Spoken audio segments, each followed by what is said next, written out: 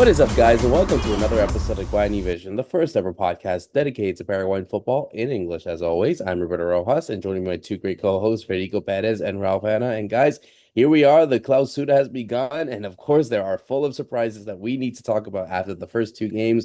We had to see who's impressed, who hasn't impressed. And there's certainly two teams that we have to talk about that clearly have not impressed so far. But let me go to Fede first for someone that obviously, is able to see football right there and there after we were spoiled here in the States, me and Raf and I, of the World Cup happening there. Now you get the chance to watch football back again. So how does it feel that football is back in Paraguay after this long break from the World Cup?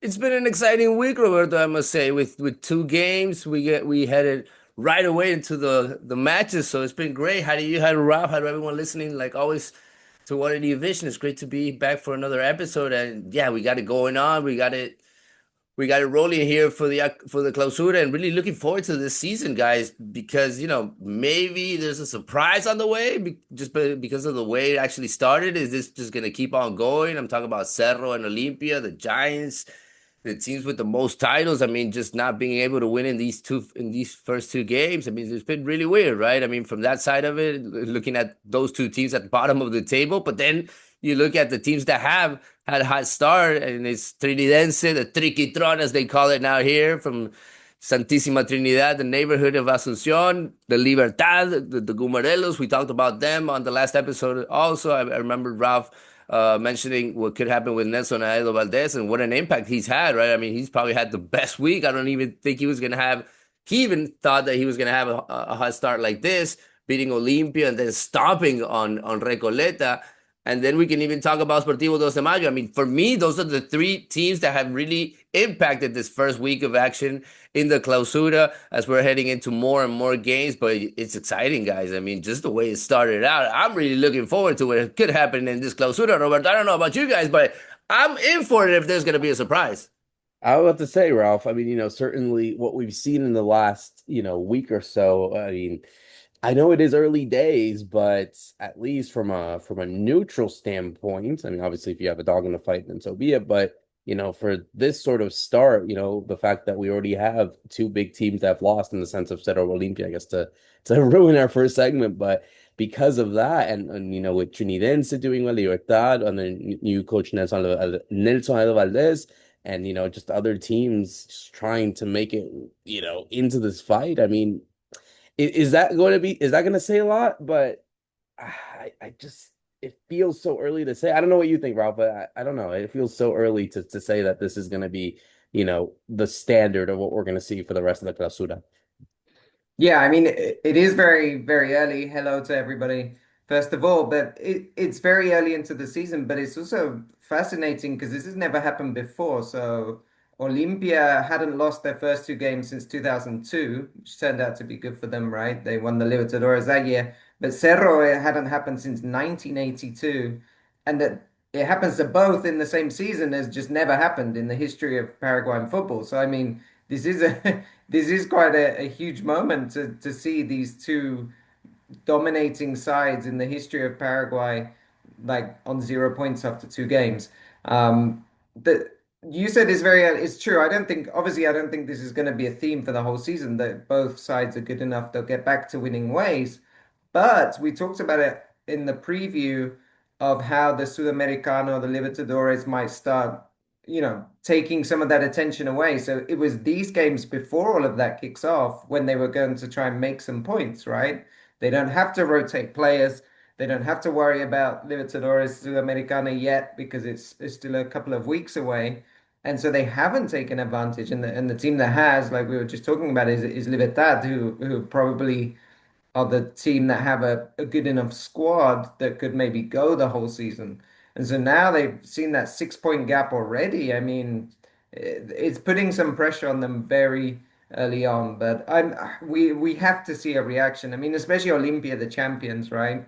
This is a team that played so well last year that I'm sure they will be able to find that formula again. For Cerro is maybe a bit more worrying because Holland has brought in all these players and particularly in the goalkeeper spot, he's decided on a goalkeeper who's not playing well in those two games. He's had errors in both games. And so now it's like, oh no, because I've made this early gamble and it's not paying off. And so how long does he have to try and get things right? And really for Cerro, of course, the big moment is I think it's 18th of August or 19th of August, around then, the Palmeiras game. So they can't be going into that not knowing who their best team is, which is at the moment they're really not sure of that best 11. So I think a lot of pressure on Cerro, less on Olimpia, but the real winner at the moment is Leotard. That's opened up that gap already. Well, to say Fede, I guess we'll go on that because obviously in the first round, we saw Cerro Porteño lose to Trinidad 2-1. We saw Olimpia lose to Libertad, and Nelson Alvarez's debut as manager. I think that was a big one to do that and to really put into perspective. Luqueño obviously beating Guarani on the day as well, and Sportivo Trinidad and Ameliano Tani Nacional. Then in round two, which we saw midweek, we saw Dos de Mayo defeat Cerro Porteño over there in Pedro Juan. We saw Nacional win 2-0 with Roque Santa Cruz scoring just weeks after doing what punditry here in the States, and then him scoring against Olimpia, his ex-team, and then obviously Libertad yesterday defeating Recoleta 4-1. So, and Trinidad obviously beating Luqueña the same result as well. So, you have Trinidad, so you have Libertad, and you have those de Mayo, the two teams that are unbeaten so far. They've gone perfectly, and then you have Olimpia and Cerro as the teams that have not won a single game. And yeah, like Ralph said, those are two teams that are obviously not supposed to be in a position like this at all. Losing two games straight up is crazy to think about, and especially it's going to be very difficult for them. I mean, they have the capability to do so, and rightly so, because the talent is just so different in comparison to the other 10 teams.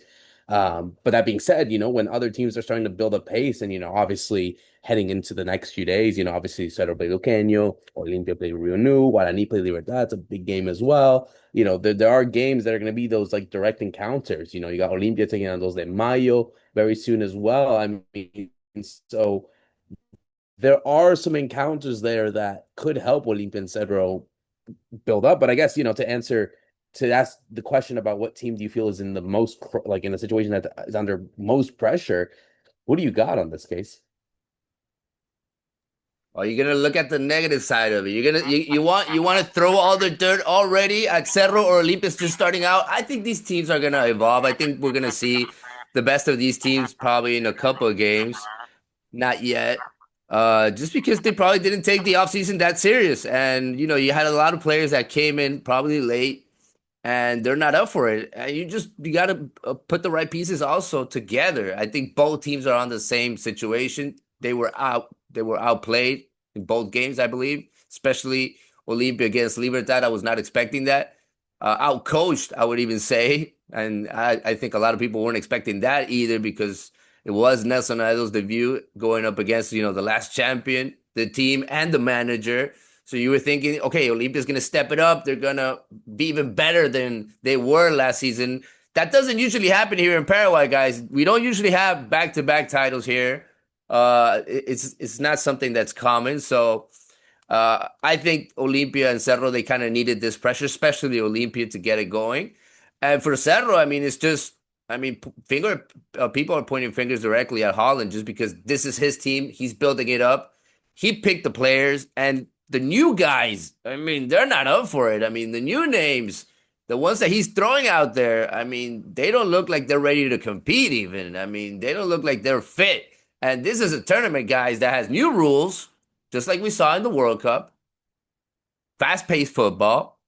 You can't waste time anymore like you did back in the days every time the ball went out, and that's something the big teams always had on their side.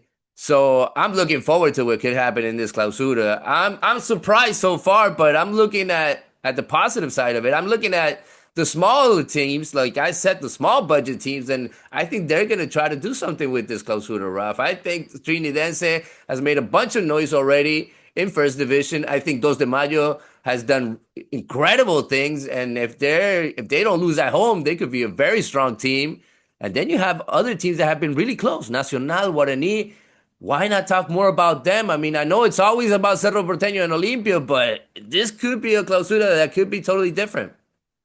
Yeah, a good point about Dos de Mayo, who are obviously top as well because they've won both their games, but they have played two games at home where we know they can be very strong. And the opener kind of beating Rubio New 1-0 was not like, it's not a momentous result. But then the game against Cerro to back it up just a few days later obviously has started to grab the headlines. And I mean, what a goal. We haven't really talked about the winning goal in that game against Cerro from Oscar Romero, who's not that Oscar Romero that other people know, but he's an Oscar Romero that's been playing a long time in Paraguayan football. And I mean, he picks up the ball after Aguilera goes on a great run, kind of beats a few players to make the space. And then he picks it up, and you're thinking maybe he's a bit too far out, but he's going to try his luck. And this is coming just moments after, or a couple of minutes after Cerro had equalized and scores that goal and puts them ahead. And then they were able to hold on. And what we've seen with Dos de Mayo as well is they they kind of recycle play, not recycle players, they're not the same players, but they've had to get rid of players, they bring players in, but they managed to keep some kind of core stability. And one of the themes has been that home form. This weekend I think they go to Emiliano. So they're now going to be away and they have to actually travel to a team that has a stadium because Their Emiliano has. next home game is against Olimpia after that one. Oh, and then Olimpia. Okay, nice. So then we get to see if they can follow it up. But that's been definitely an interesting start. And then the other team, Nacional, I wanted to talk about because I think Nacional was one team we picked out, right? That maybe if Bernay can kind of keep up with what we saw, they might have a chance. And we saw like again Nacional have these players that seem to have been there forever.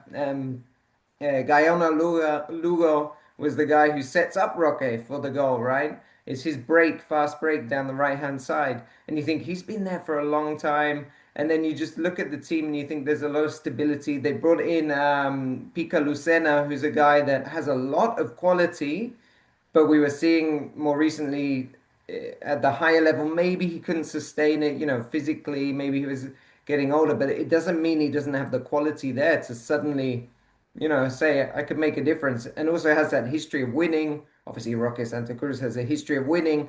So maybe they're just, there's some of those ingredients you're seeing in a Nacional that could be the one that ends up challenging. Because I think the most interesting and what we always see is there's always a team that will make a good start, but they can't sustain it, especially the second round. What you often see is in the second round of games, that team that may be surprised in the first round, all the managers have had a game against them. They built up some video and they're like, okay, now we can see how to combat that. Like I got taken by surprise the first time, but not the second. But then there's so that team drops off. But then there's always who can actually go the distance. And I think if you look at it of the smaller teams, as we're talking about, Trinidense, Dos de Mayo might not have the capacity, but Nacional's one of those teams that you think they could keep pushing like we saw them do earlier in the year. So there's a lot to kind of to dissect, right? Because there's a lot of possibilities this early in the season. You're not gonna go on the hype train for Nacional yet, are you, Fede? Not yet. No, they have way too many experienced players, and I think they're gonna have trouble keeping them healthy, right? I mean, and they don't have the same depth in their roster. That's why I think maybe a younger team like Trinidense that has a better average in that sense, or even Dos de Mayo has a very exciting team. They even brought in Diego Gavilan also to coach them, to manage them somehow because it wasn't enough with Eduardo Ledesma after Jimenez kind of surprised them going to Rubio New during at the beginning of the year. First Nacional, then Rubio New actually for Jimenez. But when he left Dos de Mayo, I mean they didn't know what to do, and they kind of rebuilt that whole situation with the managing now. And they say that Eduardo Ledesma is the main manager, but you're seeing it during the games that it's Diego Gavilan who's been screaming at the players, and they brought a lot of young players from Cerro Porteño also, where Diego used to work. So that could be kind of interesting as they're moving forward. Talking about the youth, talking about the young players also that I think could have an impact in the way that Paraguayan football is going to try to play now because of the new rules, especially guys. I mean, I think teams are going to have to catch up. They're going to run. They're going to have to run more. You know, it's not going to be comfortable for the big teams. I don't think it's going to be an easy one at all for them. Even though you look at Sudamericana and you have two Paraguayan teams there, you have Cerro Porteño that's heading into the Libertadores, also kind of hot after what they did against Palmeiras. So everybody's kind of excited about what could happen. Also in the international stage, that's also kind of distracting in some sense with this bad start for the big teams. But is a really interesting point about letting the game flow, like Fede's talking about. So we only have one Paraguayan referee that went to the World Cup, but you can see like obviously this is a whole like top down from FIFA maybe to allow games to run more because even I was surprised just watching like not really studying a game, just watching and just being like, woo, he let that go. Oh, they let that go. And the game was flowing more. And where the team that's really picked up on that and has profited from that is Libertad. And it's interesting, right? Because Libertad come with a European base because of course, Nelson either was coaching in Werder Bremen, his assistant was with him in Werder Bremen, and they're playing really vertical, like very transitions and I think I said somewhere in a group chat, I was like, this is nice, but it's not going to work against big teams in the Libertadores. Like if they play against this against a Brazilian team, they're going to be in trouble. But for the league, it looks really good, and they've picked up on this. We're here to play football, and another just picking up on that point of letting the game flow and players not being able to go down is actually the second goal for Nacional. If you watch that, Olimpia and Nacional fight for the ball at least 3 or 4 times in the Olimpia half. Olimpia kept losing it, Nacional kept winning it back, and that's what actually gave them the space for the breakaway and then for Roque's goal. So you are starting to see that this slight maybe it was a small change from FIFA, right? Of this indication of let the game flow more, right? It doesn't sound like a big decision, but it's actually having an impact on Paraguayan football very early on. So that is interesting to see. And I hadn't really thought about it in terms of player age and player fitness, but it is a great point. I mean, at the moment it's not too hot Paraguayan standards, right?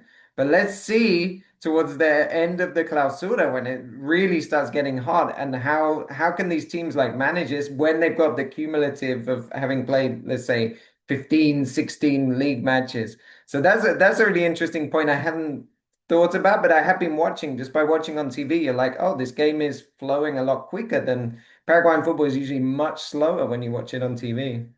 It's going to be interesting to see what happens in the next few match days as well. So, certainly the Clausura has brought in a lot of surprises, and yeah, obviously the games this weekend, and obviously, next weekend as well to see what will happen in this case. So I'm really excited, and trying to shift gears now, obviously from our Paraguayans abroad, because certainly, well, firstly, we finally have our two confirmed games for the two Paraguayan teams that will be playing in the round of 16 of the Sudamericana. Recoleta taking on Boca Juniors on August 11th through the 13th, and Olimpia taking on Vasco da Gama. So a rematch from the group stage, Fede, and Recoleta getting another big challenge. And listen, they've already had big challenges this year, playing against Santos, playing against San Lorenzo, and now they have the big one in Boca Juniors as well. Not the best Boca Juniors side either, but still, that should not be a challenge, or that shouldn't be something that Recoleta are going to fear in this one. And for Olimpia's case, I mean, they need to switch it up, but of course, having a familiar foe kind of is a good thing and also a bad thing as well in a way.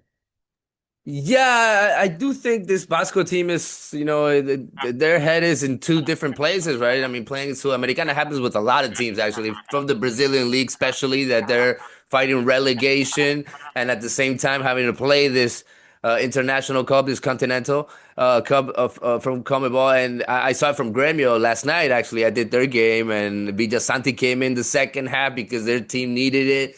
And they lost to Bolivar. They lost to Bolivian team, and you're thinking to yourself that doesn't usually happen. But this Sudamericana is weird in that sense. You have teams that are probably not in a good place, and you have a huge opportunity to go up against them and make history. I think Recoleta is in that situation now. Also, if you look at it from that point of it, that Boca hasn't brought enough titles for their fans lately, and they're going up against a big team. Basco also with the relegation thing for Olimpia, it could go up on their favor. So I'm really looking forward to both teams moving on, really, because of the opponents, because of just the way they've been playing lately. I do think Recoleta is still feeling sad about losing Alan Wilk. His goals were way too important during the first half. He went to Lanús, a big step for him. I saw that he already got minutes in Lanús, even though they lost to Cienciano this week. The Peruvian team, they're out of the Sudamericana early. They're the last champions, but they're out of it. But it's good. It's going to be good for Alan Wilk because he signed for many years. I think he's going to be there till 2030 at least. Hopefully he won't stay that long. But Recoleta is going to miss him because they didn't brought another center forward to replace him in that sense. So I think for them it's a huge opportunity, but don't expect too much out of it. And hopefully they can be that team that counterattacks. Hopefully they can be that strategy team that we saw against Santos, especially in the first half of the year.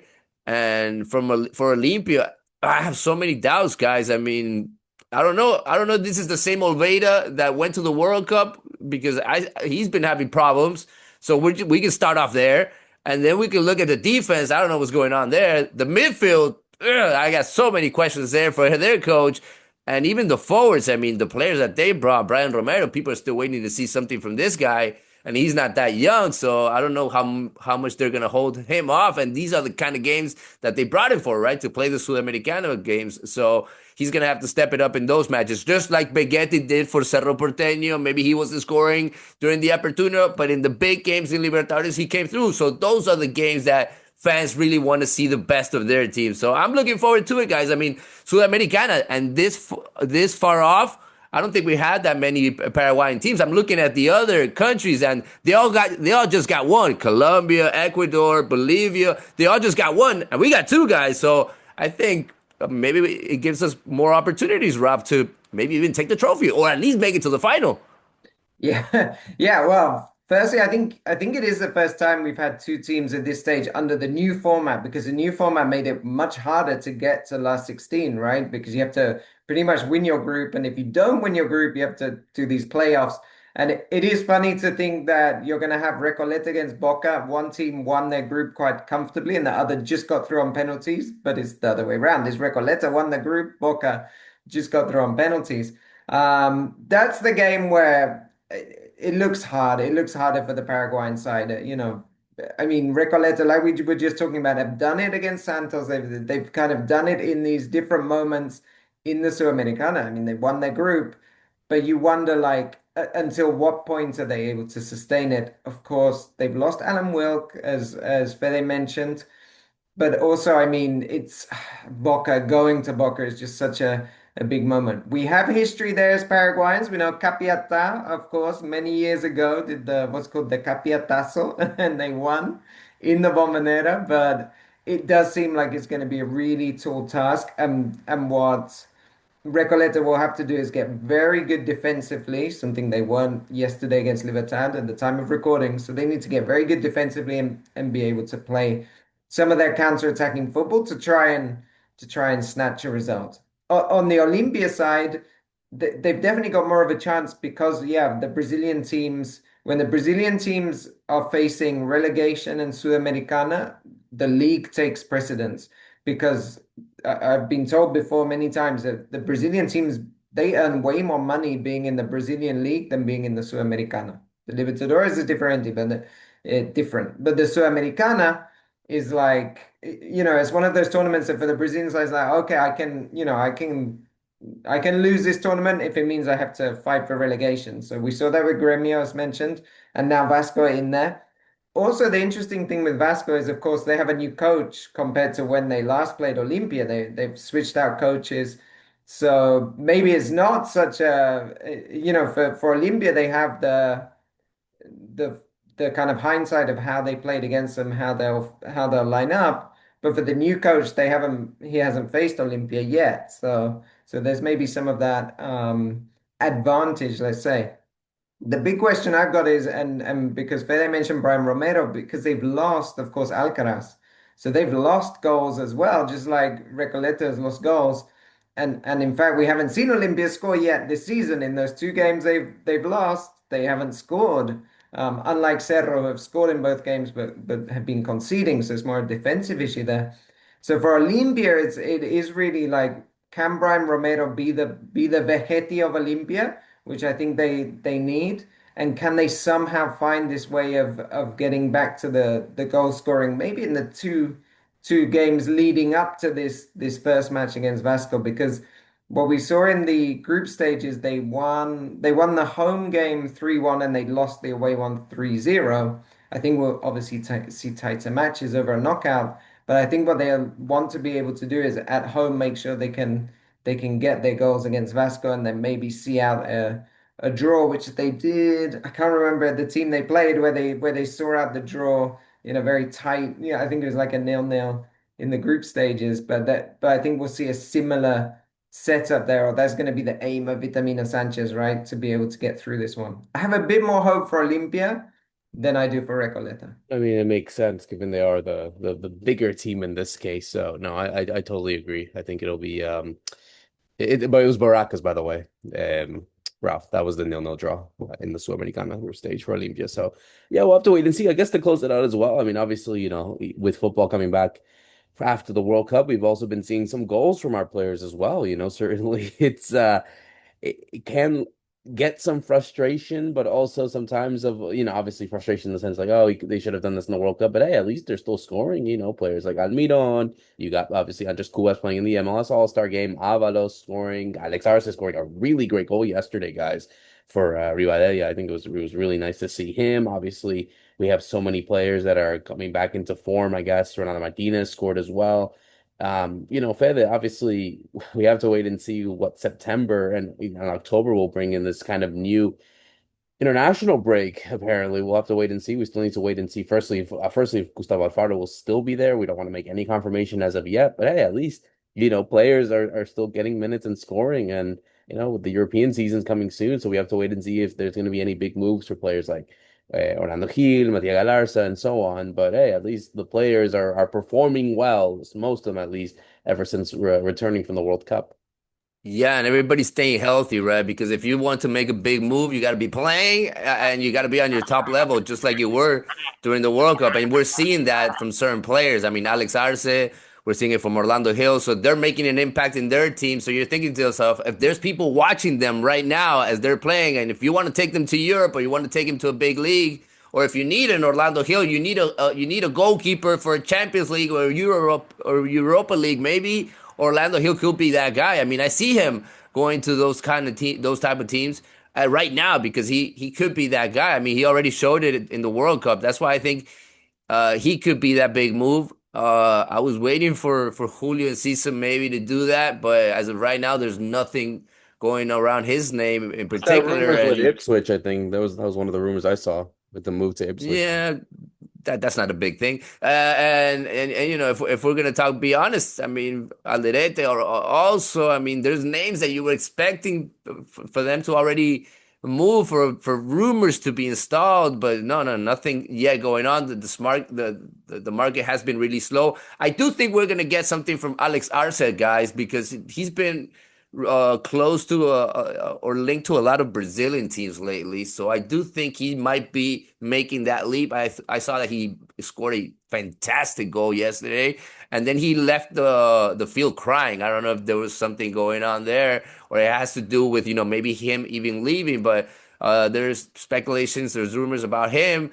And that's about it, Roberto. I didn't hear much more than that, at least this week. The market is going slow. Maybe the agents are still on their boats, on vacations or something, because our players are yet to make those big moves I'm waiting for, Ralph. Well, I saw Alderete and Gomez's agent is in England, so he signed an Argentinian player, but to Birmingham City this week. So he's there. You never know. Stuff might be moving. With the Julian Cesar rumor to Ipswich, I think it's just because Gary O'Neill's gone there, right? So Gary O'Neill was obviously the coach of Strasbourg, has gone to Ipswich, and Cesar used to play there, so there were all those things. But I don't know how strong that is. I mean, I think I'm in the same boat as Fede. Like the two players, Orlando Gil these goalkeepers they're almost like quite rare, right? To have such a young goalkeeper that's doing so well, and and he has like I think he has an advantage of being a South American goalkeeper, mid-20s, doing very well at the World Cup because you have like Dibu Martinez as well. And so maybe people will see some of that comparison and think, well, if someone like Emiliano Martinez could do it, maybe Orlando Gil can be our next big signing that we can bring in. And then for Alex Arce, of course, because the thing about Arce is he scored that great goal, but also he's top scorer in the Libertadores is kind of one of those things that you might forget. But if you think your top scorer with Independiente Rivadavia in the Libertadores, there's got to be something about you. I guess the thing with Arce is he's obviously much older, so that's maybe the harder position where you end up putting him in because wherever he goes, he has to perform this season and next season kind of thing. It's not like you're paying for potential, but I guess that's what we're going to be highlighting those players, and then. The other thing to look out for is what about any young Paraguayans, right, playing in the league? I mean, you see somebody like Delmas at Olimpia has been playing very well, and this despite the fact they've been losing, but he's an exciting player. Olimpia just brought back Sarsa, who was doing very well at Trinidense last season. So you have some of these young players. Cesar Bobadilla got in the news for Cerro because he was crying at halftime of the being taken off, but actually he's had a pretty decent start to the season. I mean, it's just his team around him haven't been as helpful. But if you remember the very first goal Cerro scored, it was his great pass out to the right hand side that I think found Ivan Ramirez for that very first goal of the season. So I mean, there's a few young talents in Paraguay as well that might be making a move. But of the ones already abroad that you're thinking of, and that were at the World Cup, it seems to be Orlando Gil is kind of too big for his goal at the moment, right? He needs to be somewhere else. And hopefully in Europe, it would be great to see a Paraguayan goalkeeper in Europe after all these years. I think Justo Villar must have been the last one we've seen. So we have to keep an eye on that. We'll absolutely do, as we always do here on Guarani Vision, as we close out another great episode. For myself, Roberto Rojas, Fede Perez, and Ralph Hammer, thank you so much for listening in. See you soon.